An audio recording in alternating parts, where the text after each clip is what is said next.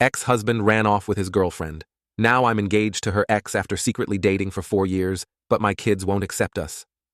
Hey everyone, I'm Ember. 4 years ago, my world was turned upside down in a way I never expected. My then-husband Carlos left me for his girlfriend Andrea. It was a bombshell that shattered not just my marriage, but the way I thought my life would unfold. But there's more to this story, twists that even now make my head spin. I'm now engaged to Chase, who just so happens to be Andrea's ex-husband. Crazy, right? It gets crazier when I tell you we've been dating secretly for the last 4 years. It's one of those things that sounds like it's straight out of a TV drama, but here I am, living it. To understand how we got here, you need to know about the affair that set everything in motion. Carlos and Andrea had been colleagues for years before things turned personal. They worked on projects together, had late meetings, and before I knew it, their professional relationship evolved into something much more intimate. I still remember the day I found out. It was a normal evening. Carlos was late again, claiming another long meeting. But this time, he left his computer on at home. Curiosity, or maybe some sixth sense, prompted me to check it. That's when I found their emails. Dozens of messages not only planning their next meeting, but also expressing their feelings for each other. They talked about how they couldn't wait to be together and how they didn't want to continue hiding their relationship. The betrayal was profound, not only because of the affair, but because of the lies that accompanied it. Carlos always had an excuse, always had a reason why he had to stay late or go on sudden business trips. And I, trusting and devoted, believed him until that moment. The realization that the man I had built my life with preferred someone else's company broke me in ways I couldn't have anticipated. And there I was, left to pick up the pieces of my shattered life, while he didn't just move on, but intertwined our lives in the most complicated way possible by being with Andrea, whose ex-husband I would eventually fall in love with. This isn't just a story about betrayal and heartbreak. It's about how from those ruins, new beginnings can emerge, tangled and unexpected. Now, as I sit down to share this with you, my family resents me, my children refuse to see me, and every day is a struggle to rebuild relationships and trust. But despite all this, I've found a semblance of happiness with Chase, though it came at a heavy cost. This is my story, raw and unfiltered, and it's far from over. Looking back, my first encounter with Chase almost seemed like fate, or maybe just life's strange way of weaving together the broken pieces. We met at a support group for divorced individuals. It was a cold, dreary evening, and neither of us really wanted to be there. We were both nursing our wounds, carrying the heavy burden of failed marriages and the scandal that accompanied them.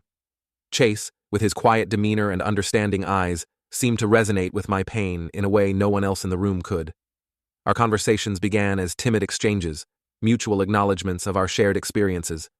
We talked about the challenges of starting over, the struggle to maintain normalcy for our kids, and the deep sense of betrayal we felt. These talks usually happened in hushed tones over stale coffee in the back corner of the room after the support group meetings had ended. Gradually, these interactions evolved into something more profound. We started meeting outside of the support group, initially under the guise of helping each other navigate the legal and emotional mazes of our situations. Coffee turned into dinner, and sharing turned into caring. But as our relationship deepened, so did our fear of further complications. We knew the potential repercussions of our growing bond, especially with how intertwined our past lives were with Carlos and Andrea's current ones. Despite the risks, we couldn't deny the connection that was blossoming between us. After about a year of cautious interactions, during a quiet, starlit walk in the local park, Chase took my hand, looked me in the eyes, and asked if I could imagine a future together. It was both terrifying and exhilarating. We decided to keep our relationship a secret for a little while longer, until we felt the time was right to deal with the inevitable backlash. As our secret relationship grew, so did our isolation from others. We were acutely aware of the scandal our union could cause, given our ex-spouse's affair and the small-town environment that magnified every rumor. We navigated our relationship through clandestine meetings and discreet phone calls, celebrating anniversaries in hidden-away places and creating memories in the shadows.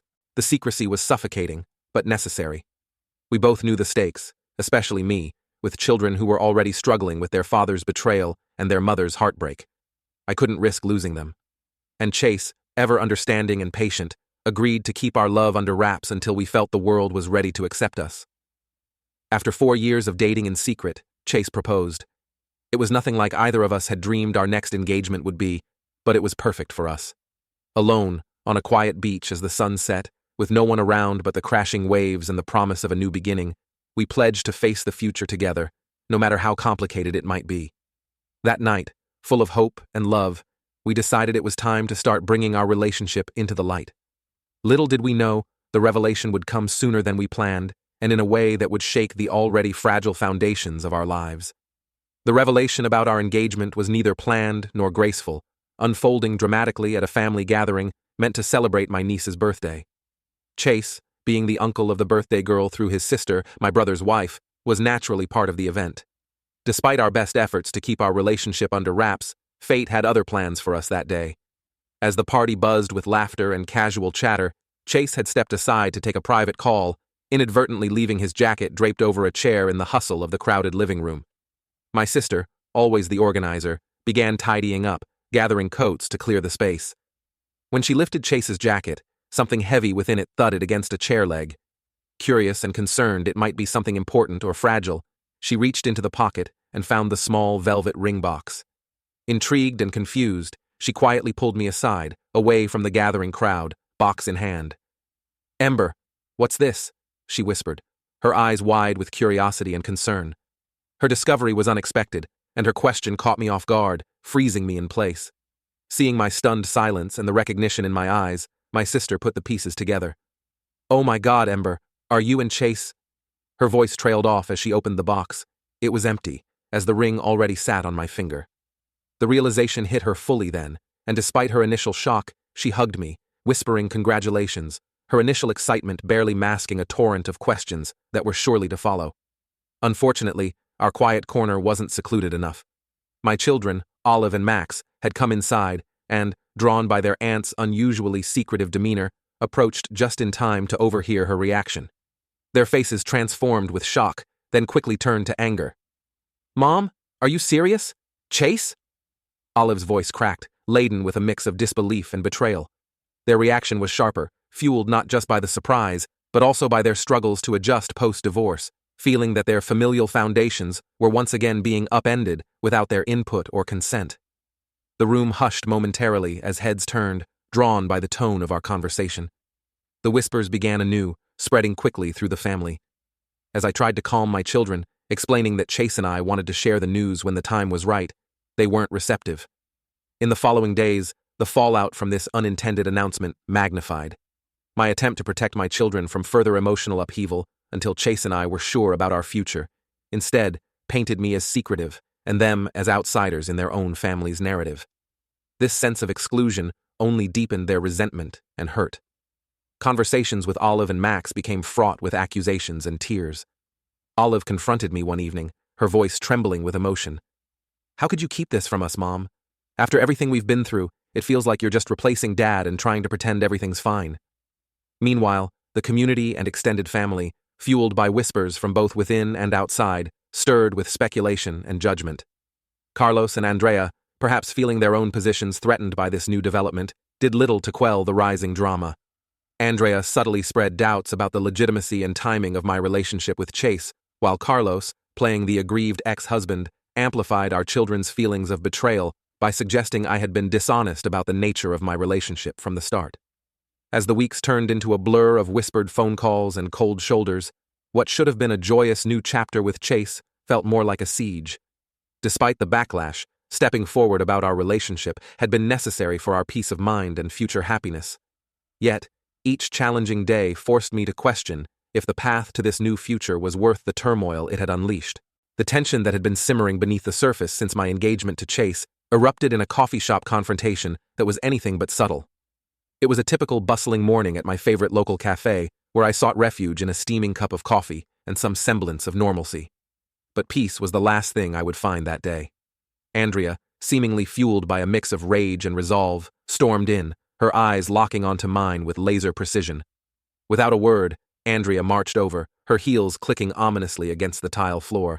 She pulled out the chair across from me, its screech slicing through the hum of morning chatter, and sat down, her presence demanding the room's attention. "Ember," she began, her voice steely and controlled, "you've really outdone yourself this time, haven't you?" I took a deep breath, bracing myself for the storm. "Andrea, I think we need to talk calmly about this." "Calm?" she cut in sharply, leaning forward. "You expect calm when you've turned our lives into a public circus? When you've tangled up our families in your little romance without a second thought? The accusation hit hard, and a defensive fire lit within me. It's not like that, Andrea. Chase and I never intended to hurt anyone. We found happiness in each other when we least expected it. Her laugh was bitter, filled with disbelief. Happiness? What about our children's happiness, Ember? Did you think about them? About what it would mean to have their lives upended again? I clenched my jaw, feeling the weight of the cafe's eyes on us. The murmur of other patrons grew quieter, the air thick with anticipation. I am thinking about them. I'm always thinking about them. But I deserve happiness too, Andrea. We both do. By destroying everything? Andrea's voice rose, her temper flaring as she slammed her hand down on the table, causing a few nearby patrons to startle. You're selfish, Ember. You've always been. That was the breaking point. My patience, worn thin by months of stress and secrecy, snapped. How dare you call me selfish? I shot back, my voice raising to match hers. After everything I've been through? You're one to talk, Andrea. The verbal clash escalated quickly, both of us too engulfed in our own pain and anger to hold back. Words flew like daggers, sharp and unrestrained. The tension that had been building reached its peak, and in a moment of unchecked fury, Andrea reached across the table, grabbing my arm with a vice-like grip. You won't ruin this for me, Ember. I won't let you. Reacting instinctively, I pushed her away forcefully. The motion sent her off balance, and her chair tipped backward, crashing to the floor with a loud, echoing thud. The entire cafe went silent, all eyes on us, as Andrea lay sprawled, her face a mix of shock and rage. I stood up, my heart pounding, my breath shallow. This isn't over, Ember, Andrea hissed from the floor, her voice venomous as she struggled to right herself. As I hurried out of the cafe, the weight of what had just occurred settled over me. This violent clash had crossed a line, and I knew there was no turning back. The battle lines were drawn not just with Andrea, but potentially with everyone connected to our tangled families. The road ahead was fraught with challenges, and I had to prepare for whatever consequences were to come. My pursuit of happiness with Chase had ignited a firestorm, and the flames were threatening to consume everything in their path. As the fallout from the coffee shop clash spiraled out of control, the murmurings and sidelong glances I encountered seemed to multiply. My once welcoming social circles now dissected my every move, their whispers sharp as thorns. Amidst this turbulence, my children's responses were frosty at best. Olive withdrew into a shell of resentment, and Max oscillated between anger and confusion, torn between familial loyalties. The relentless strain of public scrutiny was compounded by a sudden, unsettling revelation that came from an unexpected corner. An old friend of both Carlos and Andrea, previously a distant figure in our social orbit, stepped forward with a bombshell that promised to redefine the already tangled narrative. According to her, Carlos and Andrea's affair hadn't just shattered our marriages. It had been a long-standing deception, cleverly masked and maintained years before its explosive revelation. I needed answers, clarity, and perhaps a part of me yearned for some semblance of justice. With this new information clenched tightly in my grasp, I confronted Carlos under the pretense of discussing our children's needs, away from the prying eyes of our judgmental community. We met in a secluded park, a place that once harbored happy family memories, now just a backdrop for a confrontation laden with betrayal. Carlos, we need to talk about when your affair with Andrea actually started, I began, my voice steady, despite the tumultuous emotions roiling beneath. I know it was well before either of us admitted our marriages were over. Why keep lying now? Carlos's reaction was not of guilt or confession, but of defiance. His posture stiffened, and his gaze, usually evasive in such discussions, met mine with unyielding coldness. Ember, this is ridiculous. You're dredging up the past based on some conspiracy theories from people who know nothing about the reality of our lives. His arrogance struck a nerve, fueling my determination not to let him deflect. It's not just idle gossip, Carlos. There are emails, messages, proof that you and Andrea were involved way before you both claimed. Why continue to lie about it? Carlos scoffed, a bitter laugh escaping him as he looked around the park, perhaps hoping for an escape from the confrontation. You're desperate to paint me as the villain here, aren't you? To make our kids see me as the bad guy to justify your relationship with Chase. The accusation was a slap in the face, twisting my intent into something sinister. I realized then that seeking an admission or apology from Carlos was a lost cause. His arrogance would not allow him to concede any fault. This isn't about Chase or us. It's about honesty, something you might not understand, I retorted, my frustration boiling over. Carlos stood up, his expression one of scorn. This conversation is over, Ember. Keep spinning your stories if it helps you sleep at night. but leave me and my family out of it. As he walked away, the finality of his dismissal was clear. But the fight in me had not subsided. It had only shifted focus. I knew what I had to do. Armed with the truth and the evidence provided by our mutual friend, I began crafting letters to our family members, detailing the deceit and its timeline, laying out every piece of proof without the filter of Carlos's manipulative narrative. This decision to go public within our family ignited a firestorm. While it alienated some who chose to side with Carlos, it opened the eyes of others who had been misled. Unexpectedly, this act of defiance brought an unforeseen ally to my doorstep: Olive. One evening, she approached me, her expression complex, a mix of newfound understanding and lingering hurt. "Mom, I read what you sent out. I talked to Dad, and he denied everything, of course. But something in the way he did it. I don't know. It made me think," she confessed, her voice trembling. "It doesn't change how I feel about everything, especially with Chase, but maybe we can talk. Really talk." This moment, while fraught with the pain of the past, crackled with the potential for reconciliation. Olive's willingness to question, to seek out her own answers, marked a pivotal shift in our fractured relationship. It was a small victory, but in the shadow of the chaos Carlos and Andrea had sown, it felt significant. As I prepared for the difficult conversations ahead, I knew that the path to healing was just beginning. Despite the tumult, this unexpected twist in our familial saga offered a glimmer of hope that perhaps, with time and honesty, some bonds could be mended. The day that should have been filled with joy and new beginnings was overshadowed by looming clouds of past grievances. Our wedding, planned with careful optimism and the hope of turning a new leaf, quickly spiraled into a day marked by conflict and unexpected confrontations. As Chase and I stood at the venue, a quaint little chapel adorned with flowers and filled with a small group of friends and supportive family members, I could feel the tension buzzing beneath the surface. The air was thick with anticipation, not just for the union it was meant to celebrate, but for the feared disruptions we secretly worried about. My concerns weren't unfounded. As the ceremony began, a disturbance at the back of the chapel signaled the arrival of unwanted guests. Carlos and Andrea, uninvited and clearly unwelcome, made their entrance with dramatic flair. Their timing was calculated, just as the officiant asked if there were any objections to our union. The murmurs in the chapel grew into audible gasps as Carlos stepped forward, his voice ringing out, not with an apology, but with harsh accusations. "Ladies and gentlemen," Carlos started, his tone laced with a feigned solemnity that didn't quite mask his underlying spite. "We cannot in good conscience allow this farce to proceed without voicing the truth about this woman and the man she's ensnared." The room fell into a stunned silence. Chase, beside me at the altar, squeezed my hand, his support a tangible reminder of the strength we shared. I felt my heart racing, anger and humiliation vying for dominance as I faced Carlos's cold gaze. Andrea, not to be outdone by Carlos, chimed in with her own bitter narrative. "Ember has manipulated not just Chase but all of us, twisting the facts of our past relationships to paint herself as a victim. But we know the truth about her deceit and her role in destroying our families."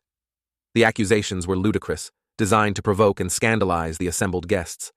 I stood frozen, my initial impulse to defend myself warring with the desire to maintain the dignity of our day. It was Chase who responded, his voice calm yet firm as he addressed the congregation. "Carlos, Andrea, you've said your piece. Now please, leave us in peace. This day is about moving forward, not revisiting the past."